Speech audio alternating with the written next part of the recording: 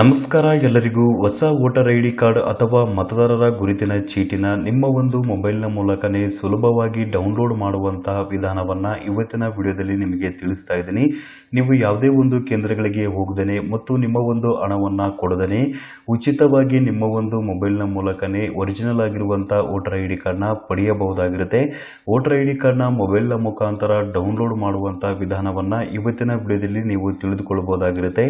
So ಅದಕ್ಕಿಂತ ಮುಂಚೆ ತಮ್ಮಲ್ಲಿ ಒಂದು ಸಣ್ಣ ರಿಕ್ವೆಸ್ಟ್, ತಾವಿನ್ನೂವರೆಗೂ ನಮ್ಮ ಒಂದು ಚಾನಲ್ನ ಸಬ್ಸ್ಕ್ರೈಬ್ ಮಾಡಿಲ್ಲ ಅಂತಂದ್ರೆ ದಯವಿಟ್ಟು ನಮ್ಮ ಒಂದು ಚಾನಲ್ನ ಸಬ್ಸ್ಕ್ರೈಬ್ ಮಾಡಿ ಹಾಗೂ ಪಕ್ಕದಲ್ಲಿರುವಂತಹ ಬೆಲ್ ಐಕನ್ ಅನ್ನು ಕ್ಲಿಕ್ ಮಾಡಿ.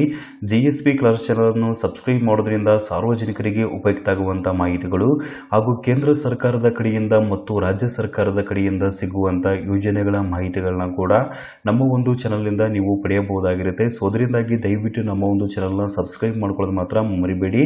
ಹೊಸ ವೋಟರ್ ಐಡಿ ಕಾರ್ಡ್ ಅಥವಾ ಮತದಾರರ ಗುರುತಿನ ಚೀಟಿನ ನಿಮ್ಮ ಒಂದು ಮೊಬೈಲ್ನ ಮೂಲಕನೇ ಸುಲಭವಾಗಿ ನೀವು ಡೌನ್ಲೋಡ್ ಮಾಡಬಹುದಾಗಿರುತ್ತೆ. ಇದಕ್ಕೆ ಯಾವುದೇ ಕಚೇರಿಗಳಿಗೆ ಆಯಿತು ಮತ್ತು ಹಣವನ್ನು ಕೊಡುವಂತ ಅವಶ್ಯಕತೆ ಇರಲ್ಲ.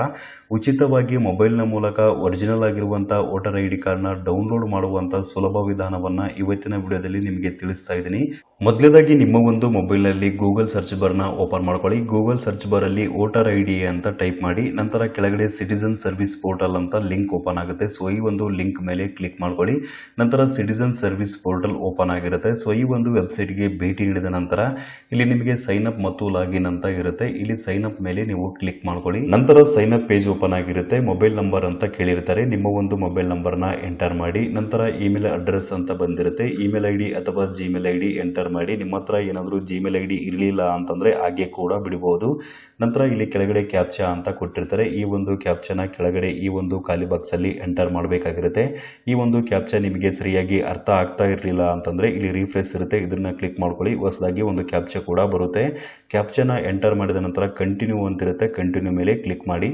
ನಂತರ ಫಸ್ಟ್ ನೇಮ್ ಅಂತ ಬಂದಿರುತ್ತೆ, ನಿಮ್ಮ ವೋಟರ್ ಐಡಿ ಕಾರ್ಡ್ ಅಲ್ಲಿ ಇರುವ ಹಾಗೆ ಅದೇ ರೀತಿಯಾಗಿ ನಿಮ್ಮ ಒಂದು ಹೆಸರನ್ನ ಎಂಟರ್ ಮಾಡಿ. ನಂತರ ಲಾಸ್ಟ್ ನೇಮ್ ಅಂತ ಬಂದಿರುತ್ತೆ, ಸರ್ ನೇಮ್ ಅಥವಾ ಲಾಸ್ಟ್ ನೇಮ್ ಇತ್ತು ಅಂತಂದ್ರೆ ಅದನ್ನ ಕೂಡ ಎಂಟರ್ ಮಾಡಿ. ನಂತರ ಸೆಂಡ್ OTP ಅಂತ ಬಂದಿರುತ್ತೆ, ಸೆಂಡ್ OTP ಮೇಲೆ ಕ್ಲಿಕ್ ಮಾಡಿ. ನಂತರ ನಿಮ್ಮ ಒಂದು ಮೊಬೈಲ್ ನಂಬರ್ಗೆ ಒಂದು OTP ಬಂದಿರುತ್ತೆ. ಸೊ ಆ ಒಂದು OTP ನ ಇಲ್ಲಿ ಎಂಟರ್ ಮಾಡಿ. ನಂತರ ವೆರಿಫೈ ಅಂತ ಇರುತ್ತೆ, ಸೊ ಈ ಒಂದು ವೆರಿಫೈ ಮೇಲೆ ಕ್ಲಿಕ್ ಮಾಡಿ. OTP ವೆರಿಫೈ ಆದ ನಂತರ ನಿಮ್ಮ ರಿಜಿಸ್ಟ್ರೇಷನ್ ಸಕ್ಸಸ್ಫುಲ್ ಆಗಿರುತ್ತೆ. ರಿಜಿಸ್ಟ್ರೇಷನ್ ಸಕ್ಸಸ್ಫುಲ್ ಆದ ನಂತರ ನೀವು ಲಾಗಿನ್ ಮಾಡಬೇಕು.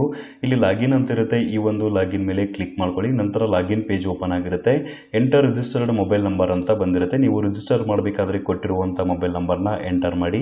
ನಂತರ ಎಂಟರ್ ಕ್ಯಾಪ್ಚಾ ಅಂತ ಬಂದಿರುತ್ತೆ, ಈ ಒಂದು ಕ್ಯಾಪ್ಚಾನ ಎಂಟರ್ ಮಾಡಿ. ನಂತರ ರಿಕ್ವೆಸ್ಟ್ OTP ಅಂತ ಇರುತ್ತೆ, ಈ ಒಂದು ರಿಕ್ವೆಸ್ಟ್ OTP ಮೇಲೆ ಕ್ಲಿಕ್ ಮಾಡಿ. ನಿಮ್ಮ ಒಂದು ಮೊಬೈಲ್ ನಂಬರ್ಗೆ ಒಂದು OTP ಬಂದಿರುತ್ತೆ, ಸೊ ಆ ಒಂದು OTP ನ ಎಂಟರ್ ಮಾಡಿ. ನಂತರ ವೆರಿಫೈ ಅಂಡ್ ಲಾಗಿನ್ ಅಂತ ಇರುತ್ತೆ, ಸೊ ಈ ಒಂದು ಆಯ್ಕೆ ಮೇಲೆ ಕ್ಲಿಕ್ ಮಾಡಿ. ಲಾಗಿನ್ ಮಾಡಿದ ನಂತರ ನಿಮ್ಮ ಒಂದು ಪ್ರೊಫೈಲ್ ಕೂಡ ಇಲ್ಲಿ ಶೋ ಆಗ್ತಾ ಇರುತ್ತೆ, ಒಂದ್ಸರಿ ಚೆಕ್ ಮಾಡ್ಕೋಬಹುದು. ನಂತರ ಕೆಳಗಡೆ ಸ್ಕ್ರೋಲ್ ಡೌನ್ ಮಾಡ್ತಾ ಬಂದ್ರೆ ಈ ಎಪಿಕ್ ಡೌನ್ಲೋಡ್ ಅಂತ ಬಂದಿರುತ್ತೆ, ಸೊ ಈ ಒಂದು ಆಯ್ಕೆ ಮೇಲೆ ಕ್ಲಿಕ್ ಮಾಡಿ.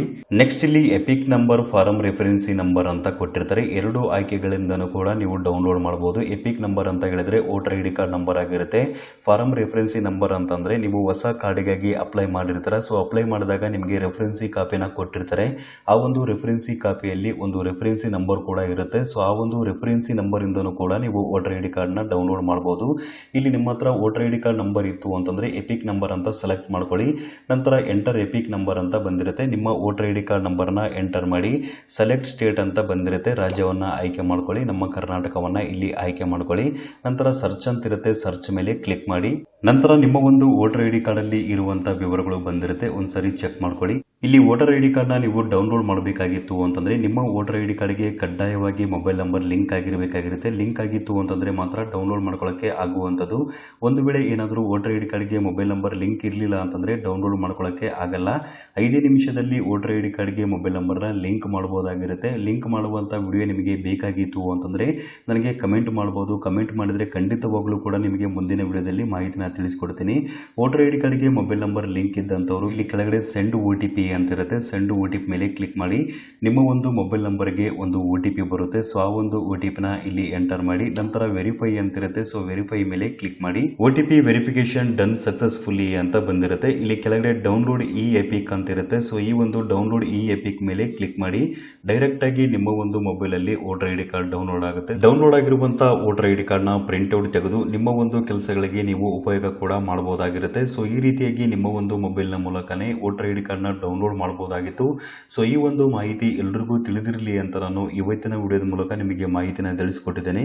ಸೊ ಈ ಒಂದು ಮಾಹಿತಿ ನಿಮಗೆ ಇಷ್ಟವಾಗಿತ್ತು ಅಂತಂದರೆ ಮಾಹಿತಿಗೆ ತಪ್ಪದೆ ಲೈಕ್ ಮಾಡಿ ಹಾಗೂ ಎಲ್ರಿಗೂ ಈ ಒಂದು ವಿಡಿಯೋನ ಶೇರ್ ಮಾಡಿ. ಸಬ್ಸ್ಕ್ರೈಬ್ ಮಾಡೋದು ಮಾತ್ರ ಮರಿಬೇಡಿ. ವಿಡಿಯೋ ನೋಡಿದ್ದಕ್ಕಾಗಿ ನಿಮಗೆ ತುಂಬ ಧನ್ಯವಾದಗಳು.